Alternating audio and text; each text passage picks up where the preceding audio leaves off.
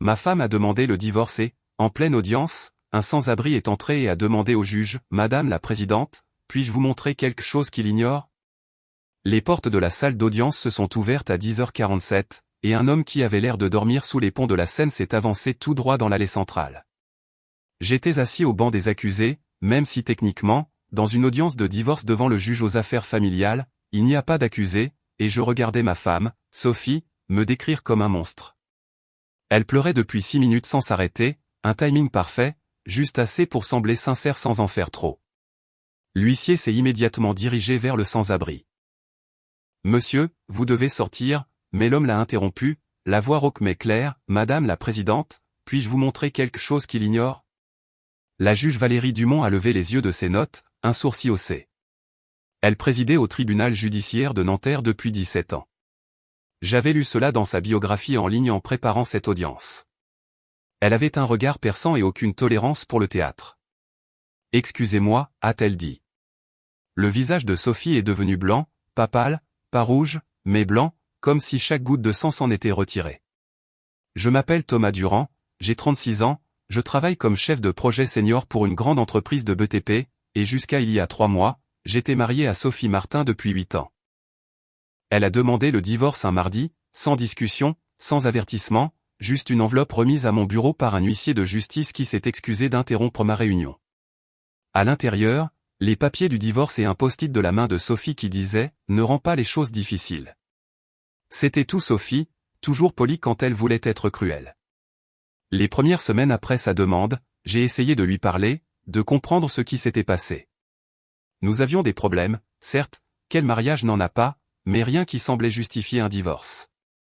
Nous nous disputions parfois à propos de l'argent, de ses habitudes de dépenses, de sa mère qui venait trop souvent, des choses normales, mais chaque fois que j'appelais, je tombais sur la messagerie.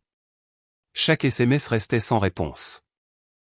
Son avocate, maître Isabelle Rousseau, un requin avec un cabinet dans le 8e arrondissement et une réputation de saigner les hommes à blanc, m'a envoyé une mise en demeure après ma 5e tentative, « Votre comportement s'apparente à du harcèlement, toute communication doit passer par mon cabinet. » J'ai donc pris mon propre avocat, maître Bernard Lefebvre, 52 ans, 30 ans d'expérience en droit de la famille, une attitude calme qui me rappelait mon père.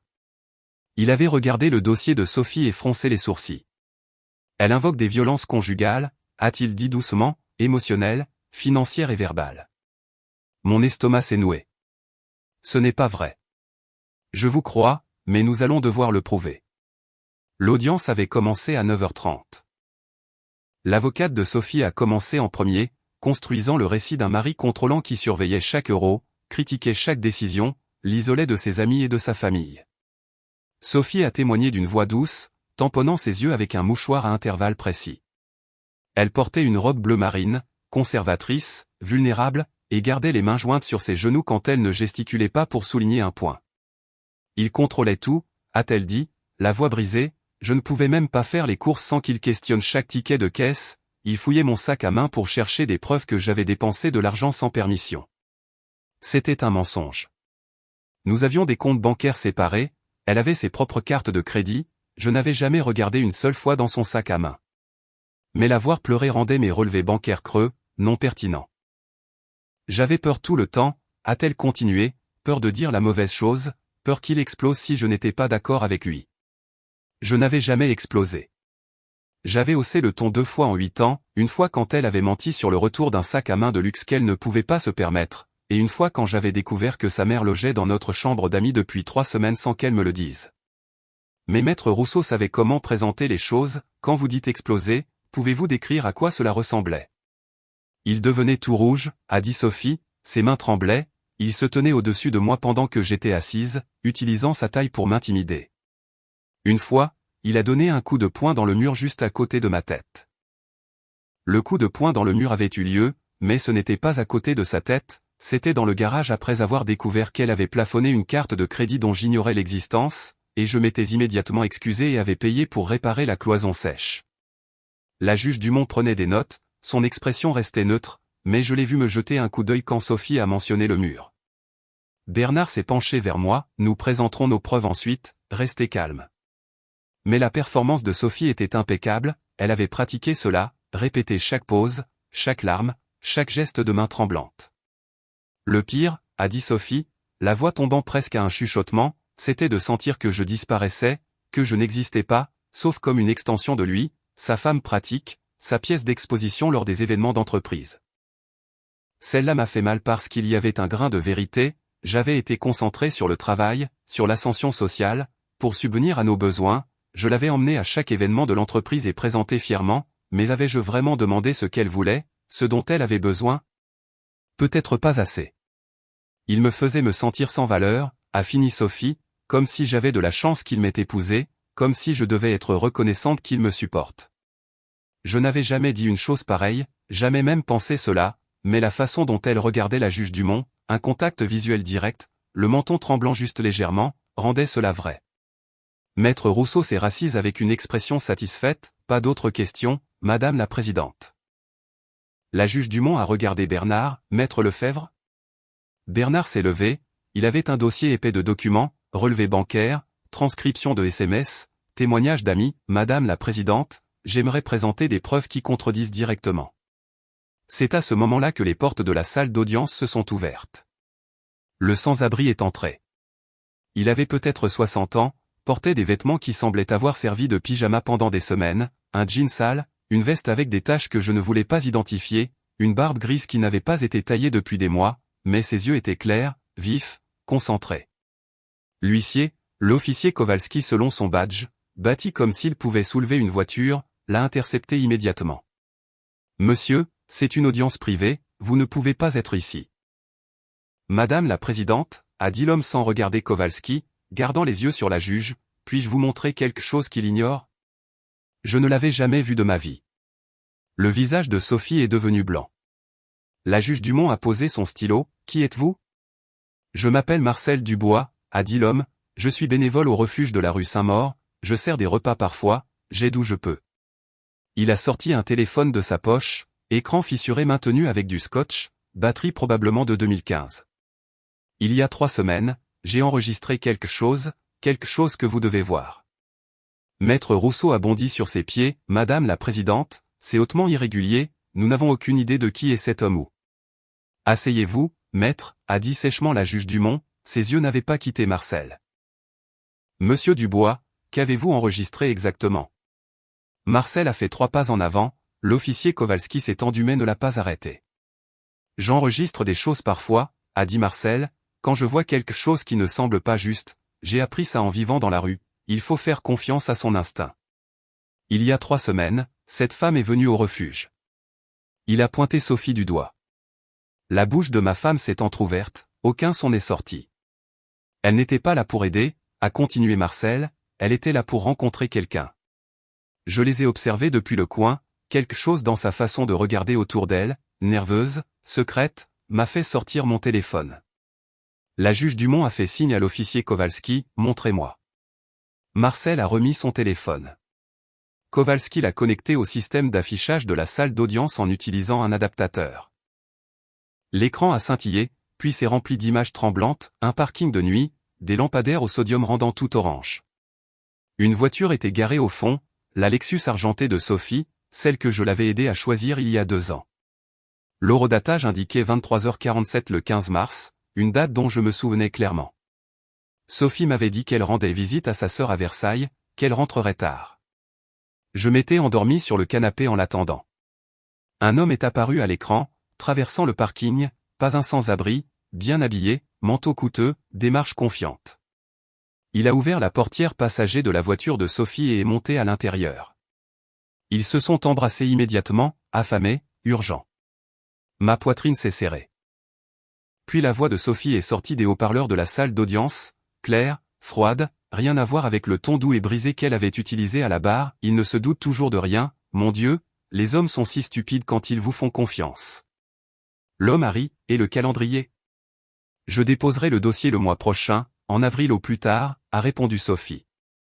J'ai tout documenté, je tiens un journal de ces abus, ma psychologue est dans le coup, elle témoignera que je décris un comportement contrôlant depuis des mois. C'est intelligent, je sais. La voix de Sophie était suffisante, satisfaite. Je pleurais à la barre, je dirais que j'étais terrifié. Les juges croient toujours la femme, surtout si elle est jolie. J'aurai la maison, la moitié de son épargne retraite, probablement une prestation compensatoire, il est trop gentil pour se battre. La main de l'homme s'est déplacée sur sa cuisse. Et l'ordonnance de protection? Facile. Je dirais qu'il m'a menacé, que j'ai peur pour ma sécurité. Ça gèlera ses avoirs et le fera passer pour dangereux. La perception publique est tout dans ces cas-là. La salle d'audience était plongée dans un silence de mort. Même le greffier avait arrêté de taper. J'étais assis, figé, regardant les images de ma femme planifiant ma destruction avec le même ton décontracté qu'elle utilisait pour discuter du dîner. La meilleure partie, a continué Sophie à l'écran, son avocat lui conseillera de transiger, ils le font toujours. Il aura tellement peur de perdre au tribunal qu'il me donnera tout juste pour que ça s'arrête. Je m'en tirerai avec au moins 400 000 €, probablement plus. L'homme a embrassé son cou, tu es vicieuse, j'adore ça. Je suis pragmatique, a-t-elle corrigé, et je suis fatigué d'être marié à un chef de projet ennuyeux qui pense qu'un bon dîner c'est aller chez Buffalo Grill. Je veux plus, je mérite plus. Quand pourrons-nous nous afficher publiquement? Une fois le divorce prononcé. Je dirai à tout le monde qu'il était violent et contrôlant, que je me suis à peine échappé avec ma vie. Je serai la survivante courageuse, tu seras mon nouveau partenaire de soutien qui m'a aidé à guérir. Personne ne saura jamais que nous sommes ensemble depuis 2 ans. 2 ans. Nous étions mariés depuis 8 ans. La vidéo s'est terminée, l'écran est devenu noir. Personne ne bougeait. Le visage de la juge Dumont était passé de neutre à la pierre. Elle a regardé Sophie, qui était passée du blanc au gris, puis Maître Rousseau, qui avait l'air de vouloir ramper sous sa table. Madame la présidente, a commencé Maître Rousseau, Est-ce un parking public? A demandé la juge Dumont à Marcel. Oui madame, c'est celui du refuge de la rue Saint-Maur, pas de barrière, pas d'attente de vie privée. J'ai vérifié avec un avocat avant de venir, c'est légal. La juge Dumont s'est tournée vers Sophie, Madame Martin, souhaitez-vous réviser votre témoignage? La bouche de Sophie s'est ouverte, fermée, ses yeux ont cherché la sortie, elle m'a regardé pour la première fois depuis le début de la vidéo. Pas avec remords, pas avec honte, mais avec une rage pure, non diluée, comme si j'avais orchestré cela, comme si je l'avais trahi. Je demande une suspension d'audience, a dit rapidement Maître Rousseau en se levant, ma cliente a besoin de temps pour. Refusé, a dit la juge Dumont d'un ton plat. Elle a fermé son dossier d'un coup sec. Cette audience est terminée. Elle a regardé directement Sophie. Je rejette votre demande avec effet immédiat aux torts exclusifs. Vos allégations d'abus sont clairement frauduleuses. Votre plan documenté pour commettre un parjure et une escroquerie contre M. Durand a été soumis comme preuve. Si M. Durand souhaite porter plainte, et je lui suggère fortement de le faire, ce tribunal soutiendra pleinement ses procédures. Le visage de Maître Rousseau était devenu livide, Madame la présidente, ma cliente. Votre cliente vient de commettre plusieurs délits graves dans ma salle d'audience, maître. Je vous suggère de lui conseiller de prendre un avocat pénaliste. La juge Dumont a regardé Bernard, Maître Lefebvre, j'attends votre plainte dans la semaine. Faux témoignages, tentative d'escroquerie au jugement, et tout ce que vous pourrez documenter d'autre. Bernard s'est levé, oui, Madame la présidente. Sophie a explosé. Elle a bondi sur ses pieds, sa chaise raclant le sol bruyamment. Tu as monté ça de toutes pièces, a-t-elle hurlé vers moi. Tu l'as payé. Toi. L'officier Kowalski a bougé rapidement, Madame, asseyez-vous. La voix de Sophie avait perdu toute sa douce vulnérabilité, c'était la vraie Sophie, celle que j'avais entrevue en 8 ans, toujours rapidement cachée. Ils vous manipulent tous. Cette vidéo est fausse, c'est. Madame Martin. La voix de la juge Dumont a tranché l'air comme une lame. Asseyez-vous. Sophie s'est assise, mais ses mains tremblaient, pas de peur, de fureur. La juge Dumont s'est levée, l'audience est levée. Maître Lefebvre, mon greffier vous contactera pour la suite. Maître Rousseau, je vous suggère de vous retirer de ce dossier immédiatement. Elle est sortie par la porte de son cabinet. La salle d'audience a éclaté en murmures. Le greffier a remballé ses affaires. Maître Rousseau a attrapé sa mallette et est parti sans regarder Sophie, abandonnant simplement sa cliente comme un navire en train de couler. Sophie s'est tournée vers moi, son visage était tordu de haine, tu vas payer pour ça, a-t-elle sifflé. Tu crois que c'est fini? Tu penses. Madame Martin, a dit calmement Bernard, je vous conseille vivement d'arrêter de parler. Tout ce que vous dites en ce moment peut et sera utilisé contre vous dans une procédure pénale. Elle l'a regardé, puis moi, puis Marcel qui se tenait près de la porte, le téléphone remis dans sa poche. Elle s'est levée, est passée devant moi, s'est arrêtée, s'est penchée assez près pour que je puisse sentir son parfum, Chanel numéro 5, le truc cher dont elle insistait qu'elle avait besoin. J'avais presque tout, a-t-elle chuchoté, et tu es toujours trop stupide pour comprendre pourquoi j'ai fait ça. Puis elle est partie. L'officier Kowalski l'a regardé s'éloigner, vous voulez que je fasse un rapport sur ces menaces. Bernard a hoché la tête, s'il vous plaît, tout doit être documenté. Marcel s'est approché lentement, il m'a regardé avec des yeux fatigués qui en avaient trop vu. Vous ne saviez pas pour la liaison, a-t-il demandé. Non. Il a hoché la tête, les hommes ne savent généralement pas. Les femmes comme ça, elles sont douées pour cacher. Pourquoi l'avez-vous enregistré, ai-je demandé. Parce que je suis dans la rue depuis 6 ans, a dit Marcel, et pendant ce temps, j'ai appris à reconnaître les gens qui font du mal aux autres. La façon dont elle regardait autour de ce parking, comme si le monde lui appartenait et que le reste d'entre nous n'était qu'un bruit de fond. J'ai déjà vu ce regard sur des gens qui battent leurs partenaires, qui volent dans les refuges, qui voient les autres humains comme des outils. Il a resserré sa veste. Je l'ai enregistré parce que je pensais qu'elle prévoyait peut-être de faire du mal à quelqu'un. Il s'avère que j'avais raison. Merci, ai-je dit, ma voix s'est brisée, je ne sais pas comment. Vous n'avez pas besoin de me remercier. Marcel a souri, il lui manquait 2 dents, mais c'était sincère. Rappelez-vous juste que parfois, les gens qui ont l'air de n'avoir rien font plus attention que ceux qui ont tout. Il s'est dirigé vers la porte. Attendez, ai-je appelé, est-ce que je peux? Est-ce que je peux vous aider d'une manière ou d'une autre? De l'argent?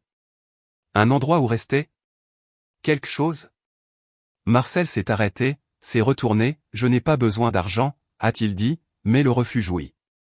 Le refuge de la rue Saint-Maur. Ils m'ont aidé quand je n'avais rien. Aidez-les plus tôt. Il est parti avant que je puisse répondre. Bernard a rangé sa mallette lentement, c'était la chose la plus dingue que j'ai vue en 30 ans de droit de la famille. Est-ce que c'est fini, ai-je demandé. Le divorce? Oui. Ses demandes sont rejetées, ce qui signifie qu'elle ne peut pas recommencer. Mais pénalement. Il m'a regardé sérieusement. Thomas, elle a commis un parjure, une tentative d'escroquerie au jugement, peut-être de l'extorsion selon la façon dont on présente les choses. Si vous voulez porter plainte. Je veux porter plainte. Il a hoché la tête, je contacterai le bureau du procureur de la République, je parlerai probablement à la substitut Catherine Chen, elle s'occupe des affaires de fraude, 16 ans au parquet, c'est exactement sa spécialité. Qu'est-ce qui arrive à Sophie si elle est condamnée? Ça peut aller du sursis à 3 ans de prison ferme, plus des amendes, plus un casier judiciaire permanent. Il a fait une pause. Et son avocate va la signaler au Conseil de l'ordre pour tentative de tromperie envers le tribunal. Cette vidéo fait paraître Maître Rousseau complice, même si elle ne savait probablement rien. Elle voudra prendre ses distances rapidement. Je me suis rassis dans la salle d'audience vide, mes mains tremblaient maintenant, la chute d'adrénaline. Elle allait tout prendre, ai-je dit doucement, la maison, ma retraite, elle allait me dépeindre comme un homme violent, et je n'en avais aucune idée. Les hommes le savent rarement, a dit Bernard, faisant écho aux paroles de Marcel, surtout les hommes bons. Ils supposent que tout le monde opère selon le même cadre moral qu'eux. Je me sens stupide. Ne le soyez pas. Vous vous sentez trahi, c'est différent. Nous sommes restés assis en silence pendant 1 minute. Le type dans la vidéo, ai-je dit, son amant. Peut-on savoir qui c'est? C'est déjà fait, j'ai un détective privé, Marc Weber, ancien de la PJ, 25 ans d'expérience. Il identifiera l'homme, documentera la chronologie de la liaison et fournira un témoignage si nécessaire. Pourquoi? Le civil? Vous pouvez les poursuivre tous les deux. En France, l'adultère n'est plus une faute pénale, mais vous pouvez demander des dommages et intérêts pour le préjudice moral causé par les circonstances injurieuses de la rupture et la complicité dans la tentative d'escroquerie. C'est plus difficile à prouver, mais avec cette vidéo, nous avons un dossier solide. J'ai repensé à la voix suffisante de Sophie sur cette vidéo, je mérite plus. Faites-le, ai-je dit, tout, plainte au pénal, procès au civil, la totale. Bernard a souri, maintenant, vous réfléchissez clairement. La semaine suivante est passée vite. La substitut du procureur, Catherine Chen, m'a appelé personnellement. Voix professionnelle, question directe, pas de bêtises. Monsieur Durand, j'ai examiné les preuves. Je lance des poursuites pénales contre Sophie Martin pour faux témoignages, tentative d'escroquerie au jugement et dénonciation calomnieuse. Nous aurons besoin de votre témoignage et de votre coopération. Vous l'avez. Bien. Nous planifierons une audition. En attendant, ne la contactez pas directement. Pas de SMS, pas d'appel, rien. Compris. Marc Weber, le détective privé, a identifié l'amant de Sophie en 48 heures. Son nom était Laurent Vidal, 39 ans, divorcé, travaillait comme représentant commercial pharmaceutique. Bon salaire, style de vie pas accent grave-l'œil. Lui et Sophie se rencontraient dans des hôtels à travers Paris depuis près de 2 ans. Marc avait des reçus de cartes de crédit, des images de sécurité d'hôtel, des SMS entre remontant à juin 2022. Elle était prudente, m'a dit Marc autour d'un café dans une brasserie près de Saint-Lazare, mais pas assez prudente. Ils utilisaient les 3 mêmes hôtels, payaient toujours en espèces, mais les caméras de sécurité des hôtels ne mentent pas. J'ai des images d'eux s'enregistrant ensemble à l'hôtel Concorde à 5 reprises.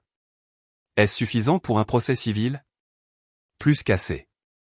Pour obtenir des dommages et intérêts significatifs, il faut prouver la faute et le préjudice. Nous avons une chronologie montrant exactement quand la liaison a commencé et comment votre mariage s'est détérioré à partir de là. Nous avons sa propre voix sur l'enregistrement disant qu'elle est avec lui depuis 2 ans. C'est du gâteau. Qu'est-ce qu'il va perdre? Marc a souri. De l'argent, surtout. Mais plus important encore, sa réputation. Son employeur n'aimera pas que cela devienne public. Son ex-femme non plus, qui le poursuivra probablement pour modifier la garde des enfants. La mauvaise publicité a le don de détruire les gens. J'ai pensé à cela, à Laurent Vidal embrassant ma femme dans un parking tout en planifiant de détruire ma vie. Déposer la plainte, ai-je dit. L'affaire pénale est passée en comparution 3 semaines plus tard. J'étais assis dans la galerie pendant que Sophie se tenait devant le juge Léonard, 62 ans, réputé pour être juste mais sévère. Elle portait des vêtements simples, ses cheveux étaient tirés en arrière sans aucune coiffure, pas de maquillage.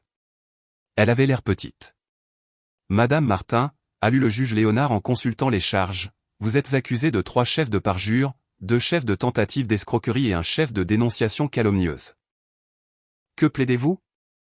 L'avocat commis d'office de Sophie, surmené, l'air épuisé, lui a chuchoté quelque chose. Non coupable, a dit Sophie, mais sa voix s'est brisée. Le contrôle judiciaire est maintenu avec une caution de 50 000 €. Date du procès fixée au 22 juillet. Suivant. Les gendarmes l'ont emmené. Elle m'a regardé une fois en passant. Pas de rage cette fois, juste du vide. Sa mère m'a appelé ce soir-là, hurlant, pleurant, comment as-tu pu faire ça à ma fille? Comment peux-tu ruiner sa vie pour un malentendu? J'ai raccroché sans répondre. La plainte civile contre Laurent Vidal l'a frappé 2 jours plus tard. Remise à son bureau devant ses collègues, selon Marc Weber qui surveillait le bâtiment. Le visage de Laurent était devenu violet quand il a vu la plainte. Il m'a appelé d'un numéro masqué ce soir-là. Espèce de salopard vindicatif, a-t-il craché quand j'ai répondu, tu vas payer pour ça. Je l'ai mis sur haut-parleur pour que Bernard Lefebvre, qui était à mon appartement pour examiner des documents, puisse entendre. Monsieur Vidal, a dit calmement Bernard, ici l'avocat de Monsieur Durand. Vous êtes sur haut-parleur, j'enregistre cet appel. Veuillez continuer à proférer des menaces afin que nous puissions ajouter le harcèlement à la plainte civile. La ligne a coupé. Bernard a souri, ces types pensent toujours qu'ils sont plus malins que tout le monde. Le procès a eu lieu fin juillet. Canicule sur Paris. Le tribunal correctionnel ressemblait à un four. Catherine Chen a mené l'accusation personnellement.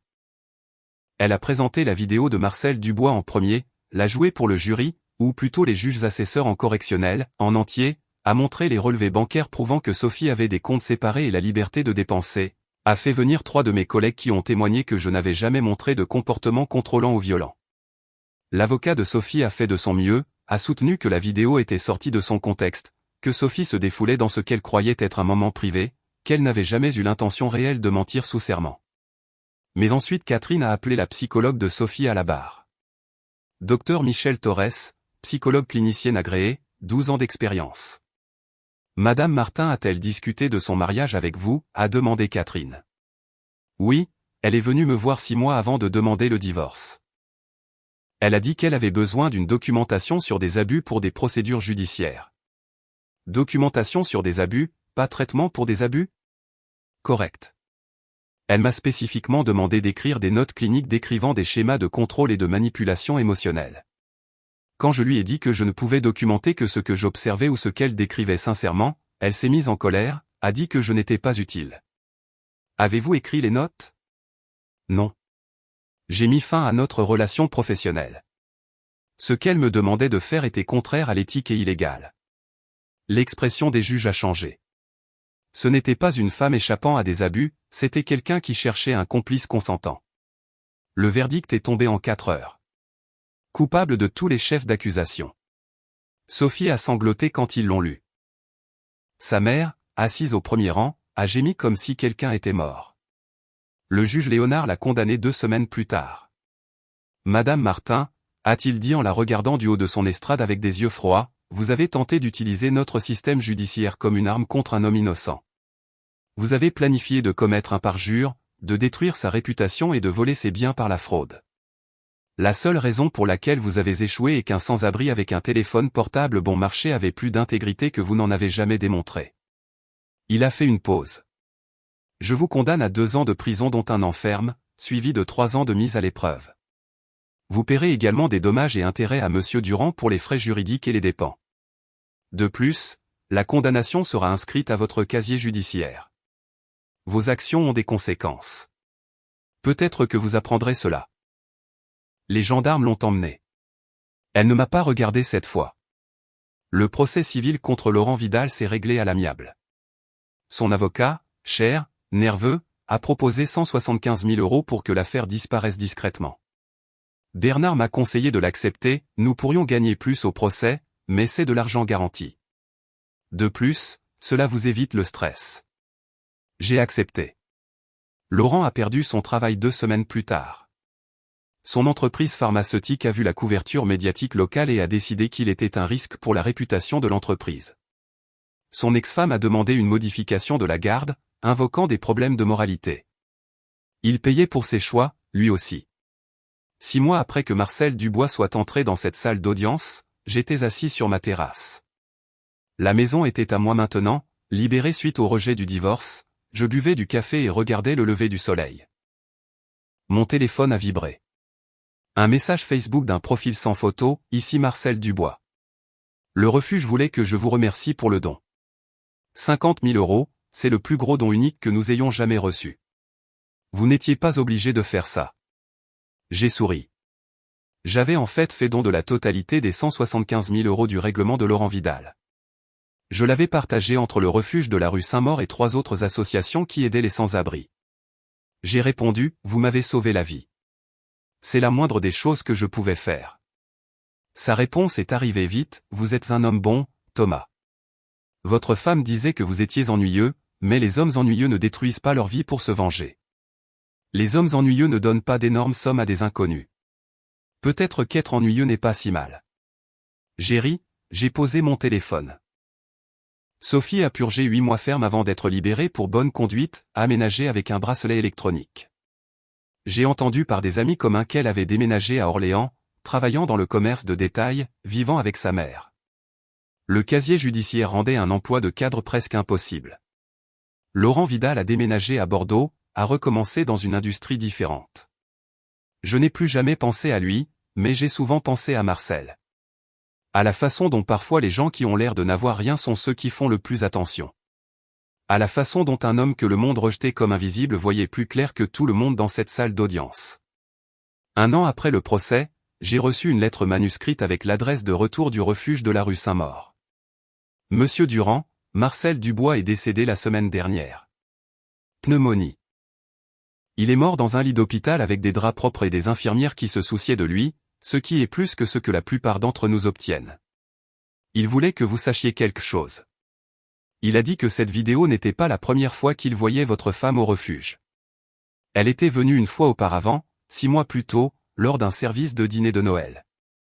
Elle s'était plainte bruyamment de l'odeur, avait dit que les sans-abri ne méritaient pas de belles choses, et était partie tôt après avoir pris des photos pour ses réseaux sociaux. Marcel a dit qu'il reconnaissait le mal quand il le voyait. Pas le genre dramatique, le genre décontracté, le genre qui a l'air bien en surface, mais qui blesse les gens sans réfléchir. Il a dit que vous sauver d'elle n'était pas de l'héroïsme. C'était juste un être humain qui en aidait un autre. Il a dit, tu comprendrais ça. Nous pensons qu'il avait raison. L'équipe du refuge. J'ai lu cette lettre 3 fois. Puis je l'ai encadrée et accrochée dans mon bureau à domicile juste à côté de ma table de travail, parce que Marcel Dubois m'a appris quelque chose de plus précieux que n'importe quel MBA ou succès professionnel ne pourrait jamais le faire, la vérité n'a pas besoin que vous la défendiez. Elle a juste besoin d'un témoin que personne n'attendait.